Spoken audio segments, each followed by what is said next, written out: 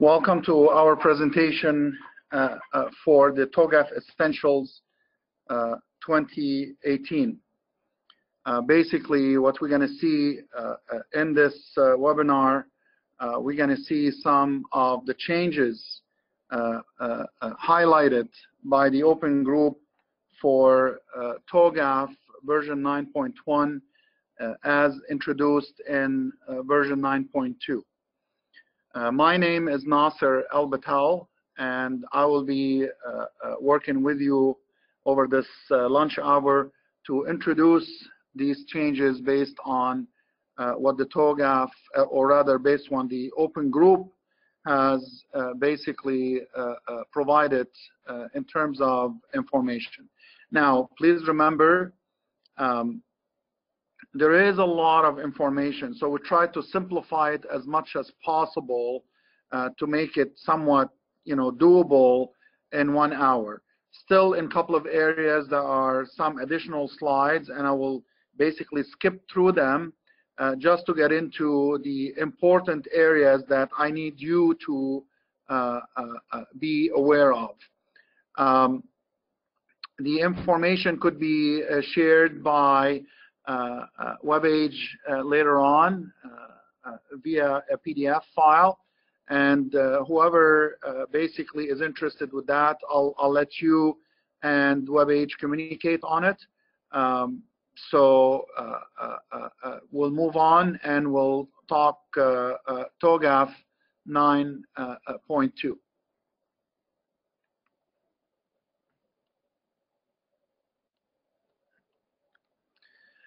This is actually not a course, even though they talk about it as a course. There is a half-day introduction that is covering all the changes, associated with version 9.2. And as you can see, some of these changes are relevant to what they talk about as structure of the course. So there are changes associated with business architecture, changes associated with the content framework, changes associated with security, changes associated with defining certain terms or redefining certain terms. And of course, there will be discussion about the credentials, right? So the webinar does not give you enough information to get these credentials.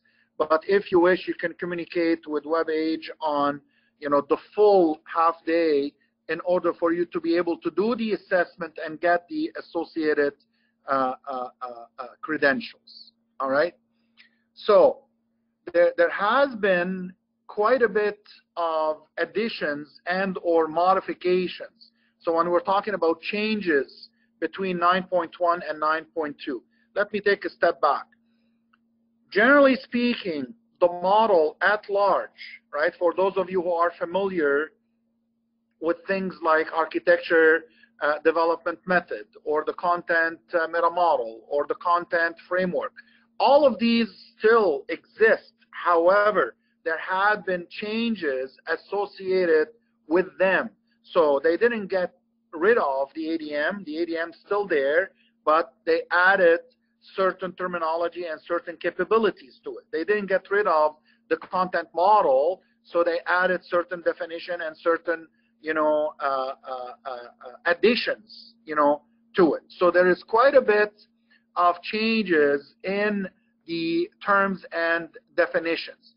And you would see, as an example, throughout, the full version, things like, as an example, the TOGAF Standard, version 9.1, where the definition now became, the TOGAF Standard 9.2, the definition of the terms in TOGAF Standard, 9.2, excluding certain notes. So you will see all the different changes and why the changes were made throughout the program, or throughout the standard, right? So this is going to help us to understand a little bit about, what the changes, are, and where they were made into the 9.2 version. So the ecosystem of TOGAF has changed.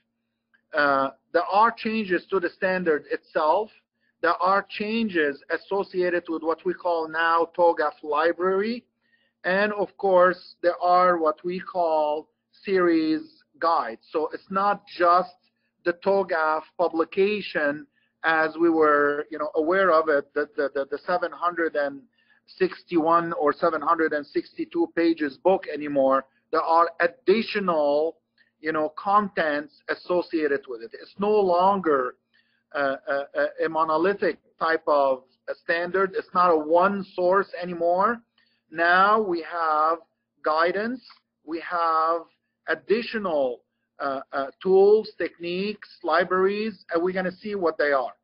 So the previous structure, the 9.1 structure, it was more of a barrier to evolving the standard from where it was to eventually where it should be. Today, as we all know, again, we have one source, which is the book or the publication, versus we are going towards, additional guidelines, additional tools, additional, library. So we don't want to be kind of constrained, right?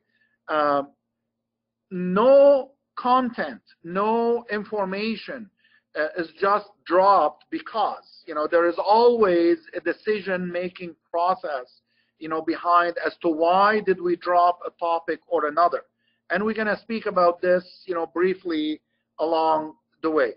So today, as you see, the new look and feel is going to include guidelines, is going to include what we call the TOGAF series, is going to include, tools and techniques, right? So it's an incremental approach to a strategic target where TOGAF is concerned.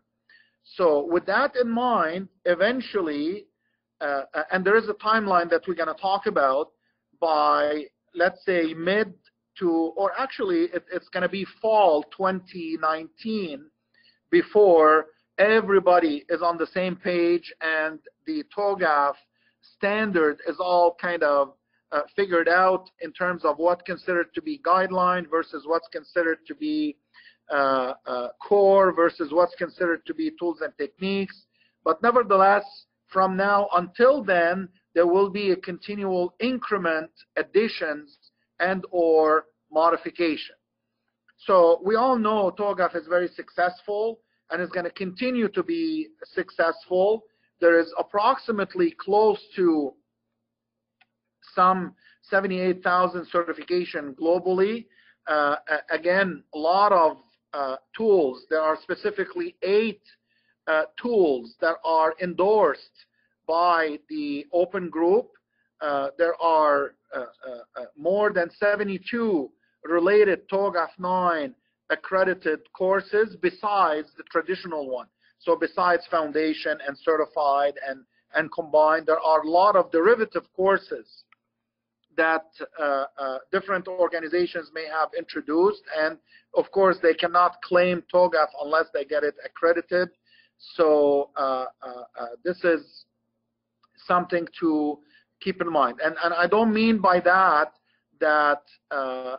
you have 72 different versions of TOGAF. No, these are the type of courses that basically align with TOGAF and been introduced through the open group. So nowadays, after all the discussion that we've been having over the last couple of years, if not more, right, there is an ecosystem that's being introduced to even improve the overall situation of TOGAF and the TOGAF use. So as you can see, the ecosystem is going to, include many different aspects, and we're going to see a little bit more on that specifically. But this is, inclusive of different organizations, inclusive of different partners, inclusive of people who were involved right, to kind of modify and or help modify the subject matter. So this is what the new ecosystem looks like. So if we're talking about, you know, the new TOGAF or the modified TOGAF, if you wish, right, this is what it's going to look like. So let's start with the book. We have the TOGAF original book, and then we will have what we call TOGAF series. So there will be additions that are coming down the pipe, right? There is also different pocket guides, study guides. There is, on the right-hand side, there is what we call, you know, courseware. There is tools. There is the actual TOGAF library in the red box, which is going to be a series of additional guidance, additional inputs to the TOGAF standard. And of course, in addition to all of that, we're going to have additional languages, right? So besides English, as an example, German, Chinese, Japanese, French, and so on and so forth. So this is what the collection of interconnected components are and how they're going to look in terms of the TOGAF ecosystem as being introduced by the open group. So the TOGAF library now is going to include pretty much what you see on the screen. They're separated, right? What we used to know as an example, you know, business scenario or TRM or reference models, right?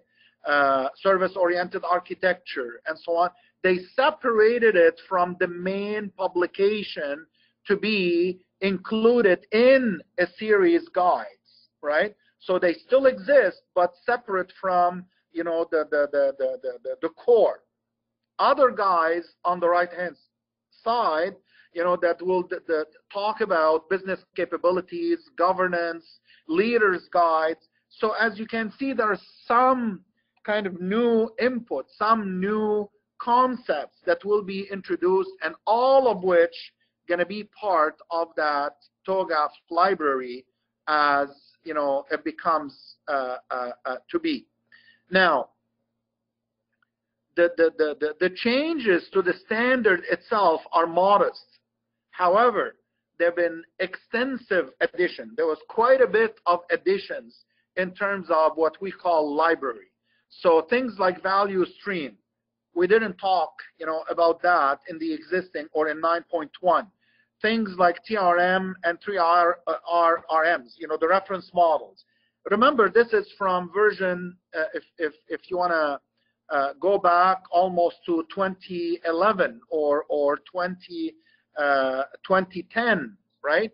So since then, there has been no changes, and things like the platform are now, even though the concept is solid, but, you know, the content is outdated. In today's world of DevOps and Agile Scrum and the cloud and microsystem, microservices, and so on and so forth, big data and whatnot, it's not the same platform that the reference models or the reference architectures are talking about. So there shall be an update in the series guide for these things.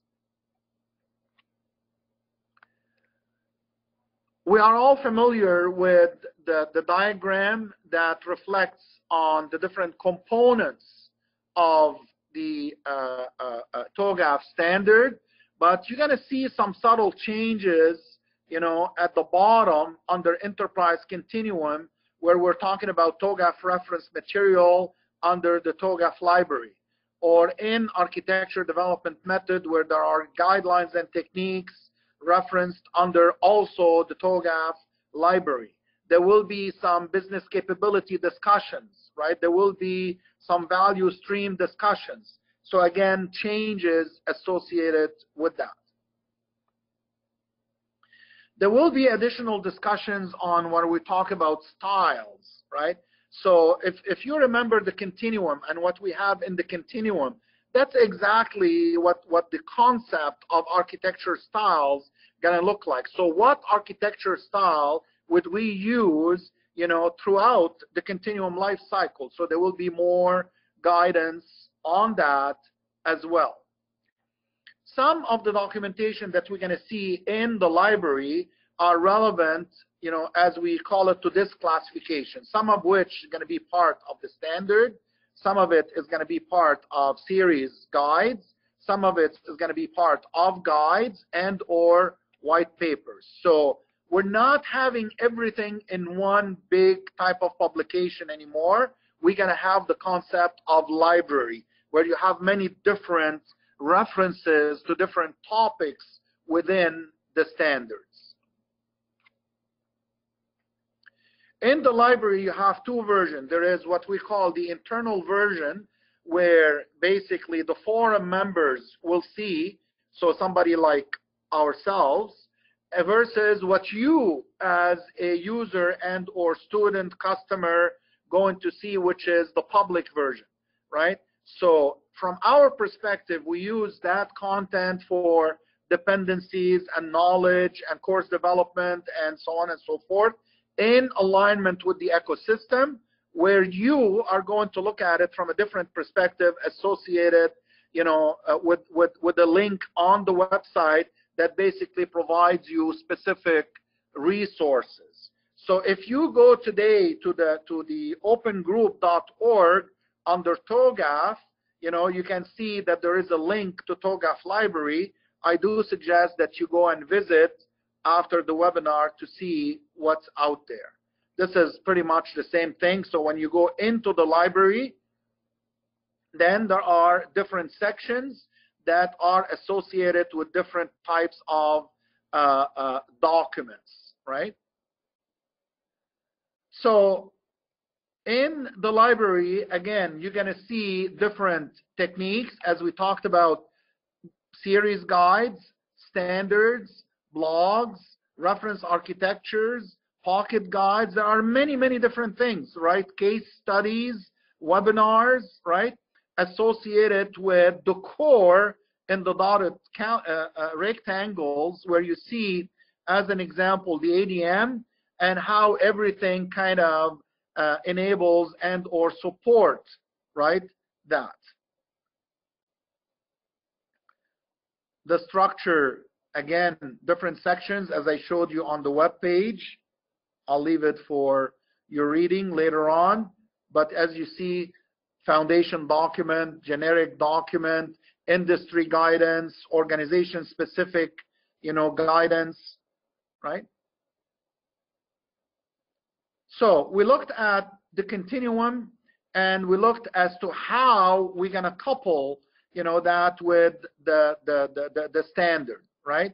So the continuum at the top layer and at the bottom layer is how it becomes applicable using these different architecture styles. Each one of these, classifications is an architecture style. So at the foundational level, this is a broad style used by pretty much anybody. In the common system architecture, it's more basically specific and adapted, relevant to a more specific context, with things associated with ERPs, CRMs, and so on and so forth, kind of more relevant to application architecture. Industry architecture, so this becomes more specific to a vertical industry segment, where we may be discussing a style of architecture for financials, or for government, or for health, or whatever the scope may be. So it becomes more vertical to that industry. And eventually, where it becomes a very specific architecture style relevant to your own, right, specific enterprise needs and requirements. So there is, of course, the introduction of these different styles and more discussions in terms of how they fit. So today we do have the continuum, but we don't have the lower kind of the definition or explanation, if you wish, in a concise manner. So there is, again, this coupleness that we're trying to talk about. There is dependency, there is support, there is general, approach. So it kind of talks furthermore on that. I'm gonna skip a couple of areas because these become more of a reading type of information. I'll leave it when you get your PDF document. You'll be very straightforward reading this information. Let's get into more important kind of changes in the framework. So a business scenario, again, it became part of the library, right? It kind of extends and updates towards what the standard, gonna look like, and it's kind of been removed from the TOGAF 9.2. It's a separate, if you wish, publication as part of the library, right? We added value stream consideration. So now in business architecture, we're going to look at the entire end-to-end consideration in terms of to identify, define, model, map, right, a value stream and its components, and how the value stream is going to enable, right, the business and the business outcome. As an example, we added more explicit information on business capabilities and what the business capability mean, how it's going to be used in support of your value stream. This is also in business architecture, and there is a publication around it. There is additional discussion around risk and security architecture, right? So there has been integration of this discussion into the library, right? There is additional consideration in terms of security architecture, and the details associated with it, from security management, from risk management, also into the library. They dropped the service-oriented architecture from the core, and they added it as an item to the library. So as you can see, there are a lot of changes that are done in a subtle way. They didn't throw away, some of these knowledge. However, they kind of introduced, right, a different approach to it. As I said, service-oriented architecture has been kind of separated, right? So again, out of the core of the standard and put in as part of the restructure, as part of the library in a separate document. This is discussion about enterprise architecture capabilities and how we look at the capabilities, the purpose of the capabilities, how the different aspects and or the different domains will support, the capability. Again, this document is part of our library as well. So let me see what else. So this is kind of highlighting some of that. Again, we'll do the reading when you get the PDF document. There is the discussion, as I mentioned a little bit earlier, on reference models, and that the material has been removed as part of the restructuring from the core of TOGAF, put in a library document or a set of guidance, as we have seen a little bit earlier. So as I mentioned, after many years of using, the reference models, although they are actually valid still in concept, but the content sometimes is not as useful, as it should be. And this is why, we put it aside until it gets its own update, right? So that you have a better consideration at the time. The same story with our TRM, right? So the same extension on that, right? The same discussion on that. So these 3 or 4 slides basically saying the same thing. The structure is sound and relevant. However, right, we need to make sure that it is, how should I say this? accurate, complete, or representative of what we've got today.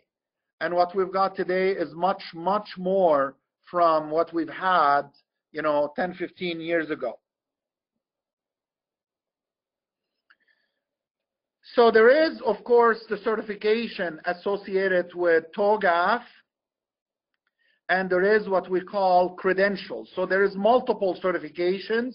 There is foundation, there is certificate, there is combined, right? So this is an example of, your badge when you become certified that you can claim and put as an example on your profile or in your email, LinkedIn, tweets, whatever, so that you are recognized globally that you are a open group or TOGAF certified individual, right? So there is also one for what we call the TOGAF 2018 Essentials, right? That again will state that you have been cleared in your understanding of the differences between 9.1 and 9.2. So the body of language, the body of knowledge, right? Again, will be including, as I showed you, a number of different documentation. There is the definition, in terms of terminologies that I talked about earlier, and all of this information, of course, is available in specific documentations that you can get from the open group. And of course, it includes the standards. It includes a series of guides. So all of these different topics that I mentioned, right, as business scenario and so on and so forth, all of these things, yeah, are part of a series of guides that are taken out of the standard document and established as part of the library. There is additional guides that also I just mentioned about business capability as an example, right, and security management, risk management, and so on. Okay, so all of this is going to be available, or actually is available today, again, on the open group website, right? And there is a specific document called conformance requirement document that you can acquire for knowing all the details associated with these things. So time is creeping up on us, so I'm gonna just go through some specific highlights in terms of what some of the major changes are, right? So some of the major changes, as we have seen, are associated with, just give me 1 second, please.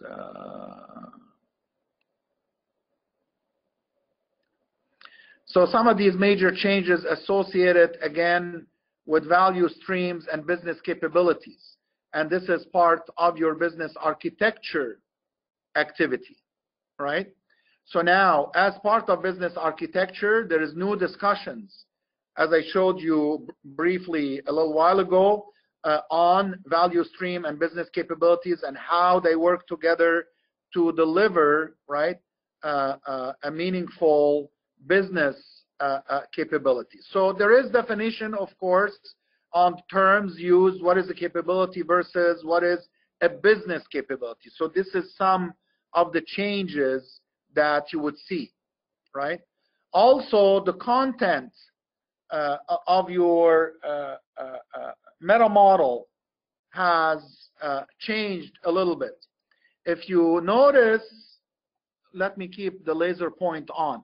If you notice, now we have business capability, we have value stream, we have course of action, right? Where in the past we didn't. We only had, actor, functions, process, and roles. Yeah.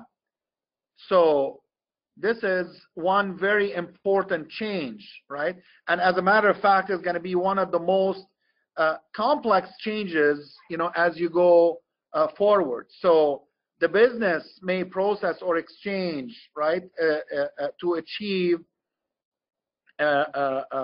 may possess rather, or exchange to achieve a specific purpose under the capability. We talked about value stream, and that's the end-to-end consideration, you know, for the customer, the user, the stakeholder results, right? The end-to-end perspective of that. Course of action in terms of direction, in terms of goals and objectives and what to do, right? How you're going to deliver the value proposition and your business outcome. So all of these are new items, and as you can see, there's changes in the terminology associated with phase A, where we had an item that talks about evaluate business capability. Now we just kind of evaluate capabilities. So we renamed the steps because it includes more than just the business. It includes the business, the enterprise architecture, and IT, because collectively this is how we're going to deliver those capabilities. Additional, of course, on the discussion here, but this is something to keep in mind. Another kind of highlight, develop architecture vision, right? So this is kind of additional material added to highlight or to support this point of view, okay? So these are some of the important changes. If you go to business architecture, again, some of the discussions around, you know, capabilities, around the relationships, around developing, you know, the baseline description and how we're going to do this, and what inputs and outputs, what considerations. So it's an extension of what we've got today. Applying business capability is new, right? So this is now also part of your business architecture considerations, right? So from phase A, we're gonna map what these capabilities gonna look like and how they're gonna support and or enable your value stream, right? And of course, all of this discussion is a new discussion. Even though we used to do it from a practical perspective, like as architects, maybe we would have what we call a heat map, right, on different capabilities that you have, and that's exactly what this is, but now it's formalized as part of the standard to support your value stream. So value stream is new, the business capability is also new to show how they both work together. Additional content on the different relationships, right?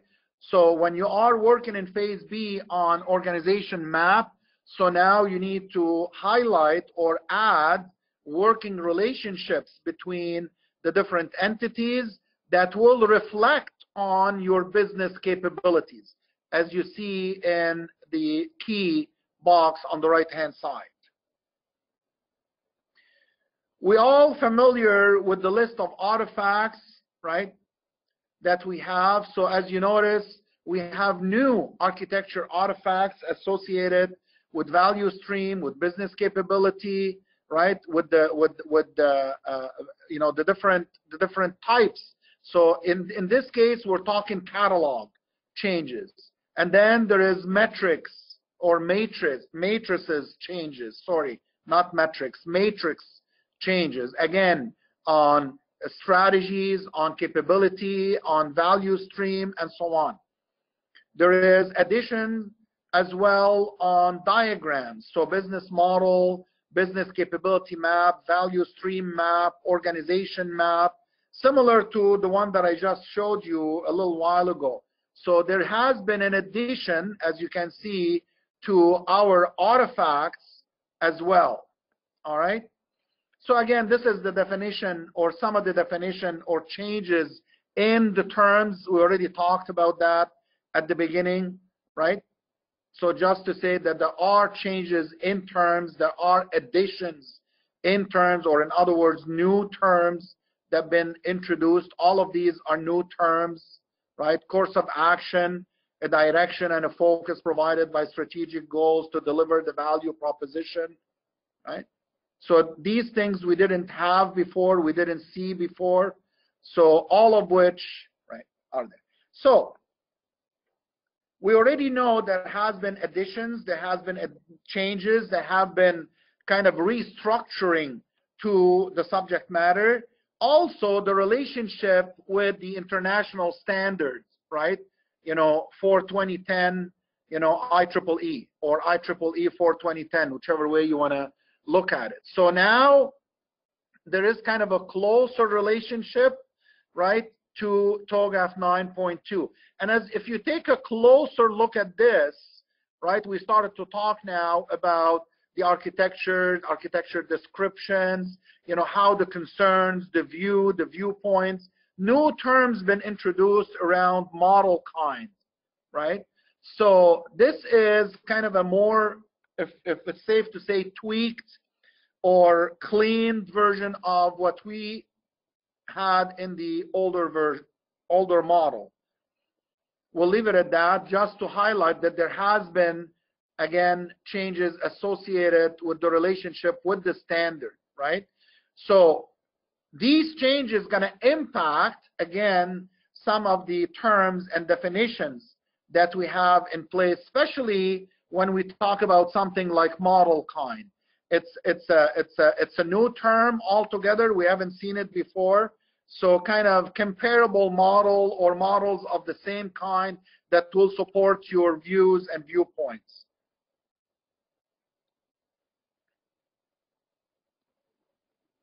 All right. So again, more on what has been renamed and what is new. So we'll leave it for your capability, you know, later on.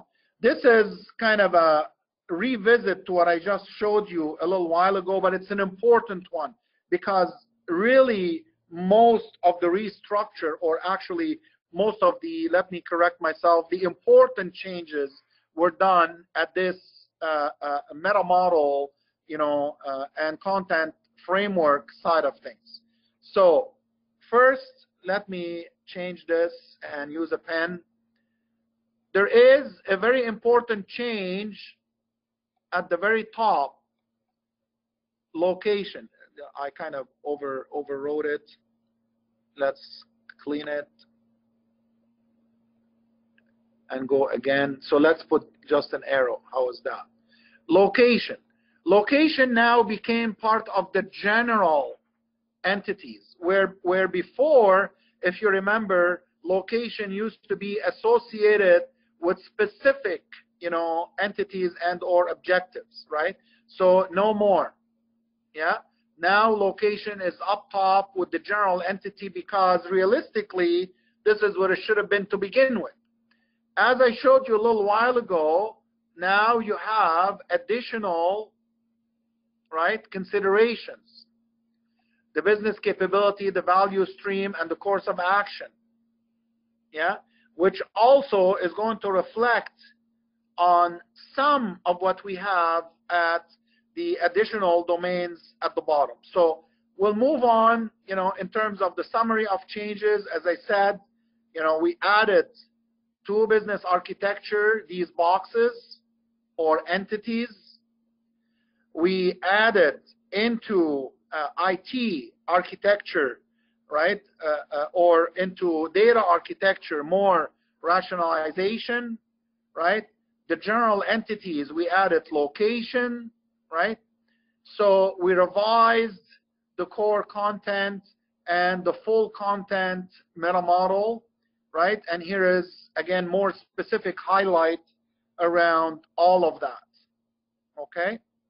So you notice that now we talk, you know, under technology, more of service technology, right? So this is new as well. We didn't just leave it at technology component. So these are some additional changes, right? in the content Metamodel and content framework. So of course, with these changes, you're going to have additional diagrams, right, and additional consideration within the content framework. So again, you see location at the high level, and in roles, in organization rather, there is actor and role modification. In behavior, we talked about business capability and value stream, which is new to that section, just to highlight, as well what was done at this point. The same story here, right, on your extensions. And again, the same story when we talk to the list of artifacts. So all the red boxes are associated with the different additions, right, whether it's core, or not. So all of these additions are actually core additions, right, as reflected in the Metamodel. So now you need the appropriate artifacts against them. We talked about security architecture a little bit earlier, so I just kind of very quickly highlight the discussion that yes, we talk about risk, and we talk about risk as uncertainty, right? Risk also is associated with the concept of security, threats, opportunities, and so on. So there is a discussion about this as an input from, SAPSA. So as you can tell, there is more integration with the SAPSA framework along the way, and we've seen this one, a little bit earlier as well. So it becomes a little bit more, how should I say it, more encompassing in security considerations.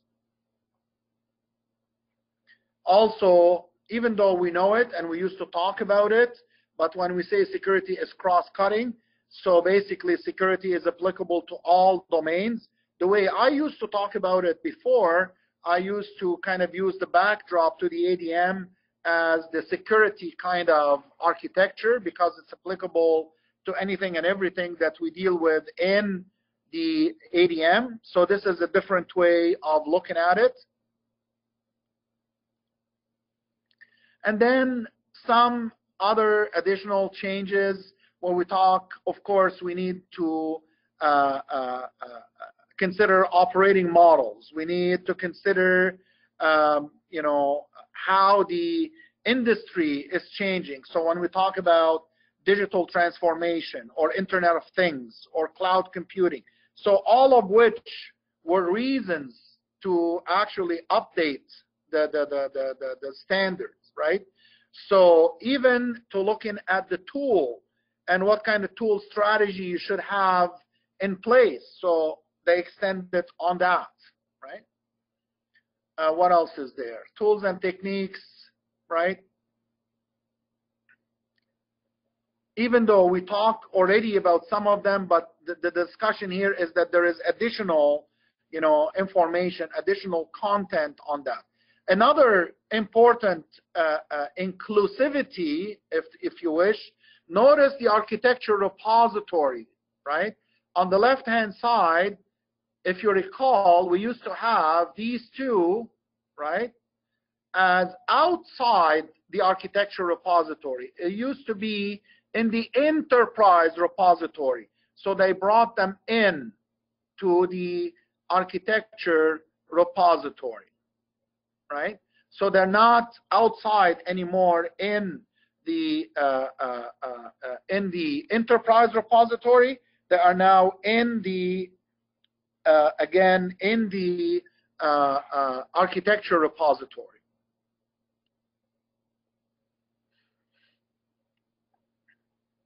Definition of terms, there is quite a bit of that. I mean, there is a glossary of terms that you can actually bring in from the open group, right? Some basic kind of considerations, just to give you an idea when we talk about viewpoints. So now they made it more specific that, it's architecture viewpoint, it's architecture view, Instead of saying concerns, it could be just a concern, not concerns. So something to keep in mind. Again, this is just a quick example of some of these changes, right? Other examples or other additions, right, in business architecture as well in the standard, right, that are highlighted as architecture model, business capability, and so on and so forth. Value stream, very important. And then I already talked briefly about this at the very beginning. So this is just a webinar. This does not enable you to get the TOGAF Essentials badge. If you wish to accomplish that, please communicate with WebAge, and they'll basically tell you all there is about it and how to attend, and the course detail and the certification and so on. As a matter of fact, they call it assessment. They don't call it certification, right? So this is making sure that we have a better understanding as to what the ecosystem now includes. It's not just a TOGAF standard, it's a TOGAF ecosystem that talks about guides, it talks about libraries, it talks about additional, right? And I already talked about the credential badge and how you can achieve it. And I believe C2, right? If you want to have just quick info on this, the assessment is 20 questions, 30 minutes, and you need to achieve 75% as a minimum mark, right? The rest of it is in your capable hand, and if you wish, please communicate with WebAge on any, maybe if you have any detailed questions, I'll be more than happy to answer them later. If you have any quick questions, I can certainly answer them for you over the next maybe 5 minutes before we have to close the webinar.